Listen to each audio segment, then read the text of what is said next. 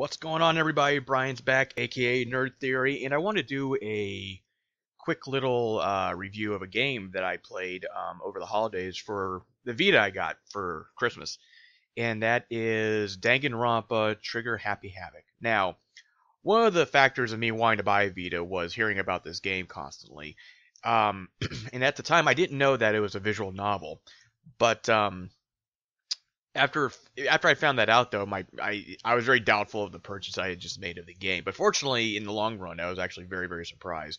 The plot of Danganronpa is pretty simple. You, the protagonist, are recruited to a very prestigious school called Hope's Peak Academy.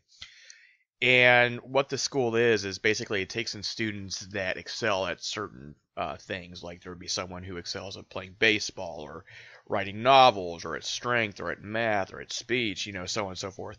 And but soon after you arrive to school, you find yourself locked in with over a dozen other students that are, well, interesting characters to say the least. Now, through the doings of a sadistic remote-controlled bear named Monokuma, you are locked into the building for the rest of your natural lives, pretty much, unless you murder another student and get away with it. Now, if this seems pretty ridiculous for a game, or even a plot for that matter, that's because it pretty much is. Now, the way it works is that when a murderer is discovered within the school, the game puts you into like a first-person perspective to roam the halls of the school, looking for clues and conversing with other classmates. When talking to the other students, sometimes certain dialogue options pop up, and that helps unlock new information in a case. So after you collect enough material, you're given the option to go into a room with a bunch of podiums that make a circle. And you and your classmates need to come up with a pretty much unanimous decision on who you think the killer is. But before you do that, though, as you play through the game and do certain things, you gain abilities that you can equip that makes the trial a little bit easier to get through. Now, you're probably asking, like, well, it's a trial. What do I need to do? Well, it is a trial, but there's different parts to the trial, one of which is, like, multiple choice questions, as well as being to present evidence to the class to counter a point made by someone else. Now, this seems familiar enough to you, like it resembles a certain DS game called Phoenix Wright. You would be partly right, but to pass it off as just a clone wouldn't be doing the game justice, because in the game there's also other mini games within the trial. One of them is referred to as a truth bullet. So, in this part of the trial, when the students are talking, the dialogue shows up on the screen, and when you reach a statement that can be disproven or you don't believe, you can tap the dialogue, and the bullet will break it apart. So, and as the game goes on, the dialogue scrolls along faster, but then you gain the ability to slow down time to make it easier to shoot the dialogue tree option. You also get to the point, too, where other dialogue will pop up on the screen that's used to block the bullet. But to keep this from happening, they use the back gamepad of the Vita to break apart the sentences to help the bullet reach to where it needs to go. So that was pretty clever.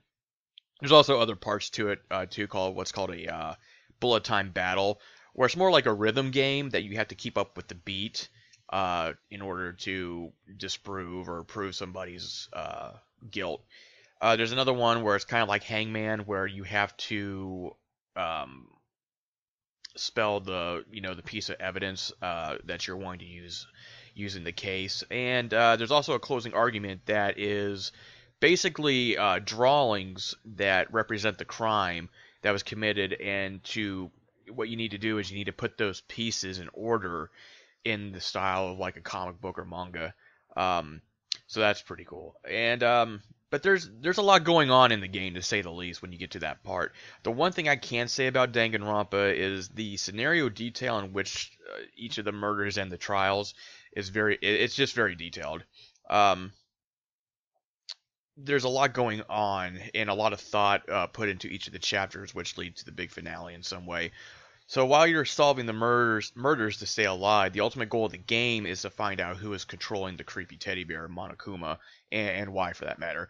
So the story gets very deep, so deep in fact that the dialogue seems to just keep on going forever, but you can't really hold that against the game because it is technically a visual novel of sorts.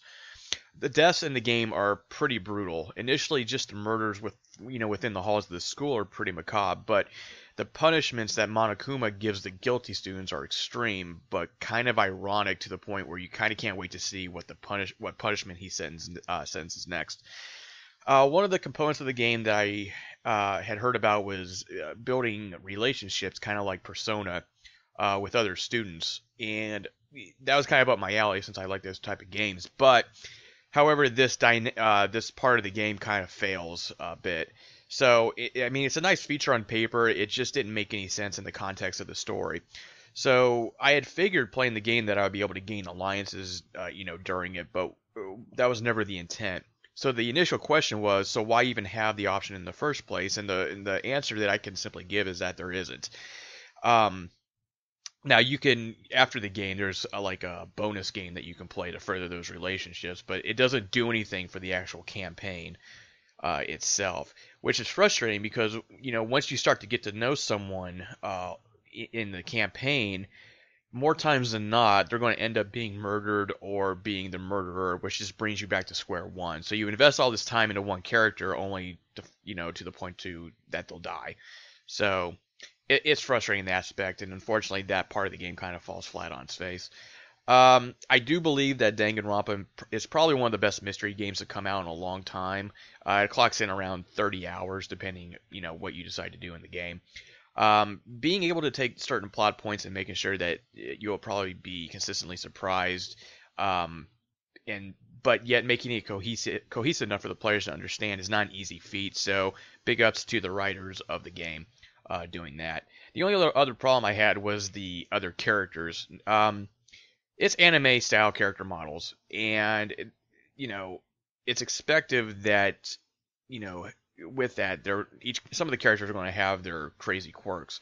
Unfortunately, while the scenarios and story is well written, most of the characters were just so off the wall that it made it hard for me to take some of the cases seriously, and that took away from the game in my opinion.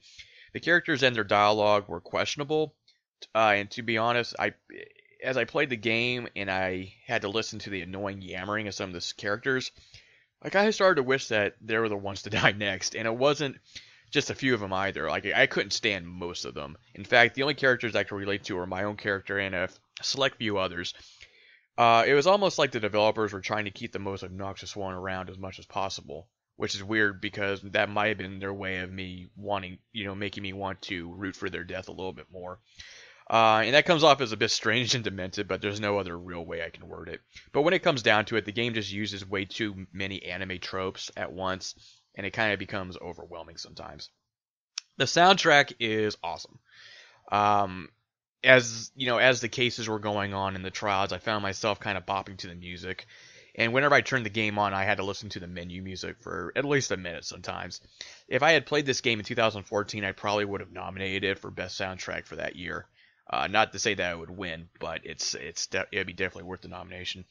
So as silly as the premise may come off, Danganronpa can leave you consistently surprised by the scenario writing and dumbfounding in its consistent plot unraveling that will want you to see it through to the end.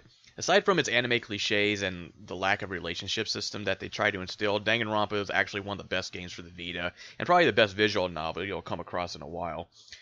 Its creative use of other type of game modes from other games or game titles, and the use of the touch controls on the Vita give it the ability to be more than just a potential clone of other games. And while I had, really few issues with the game, I will be buying the next one very soon. So, that's it. Danganronpa, I would give a 4 out of 5 stars.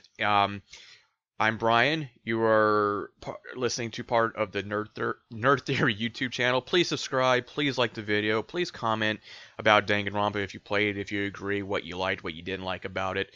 And find us on Facebook, Nerd Theory channel. Jesus, I have to start saying that right.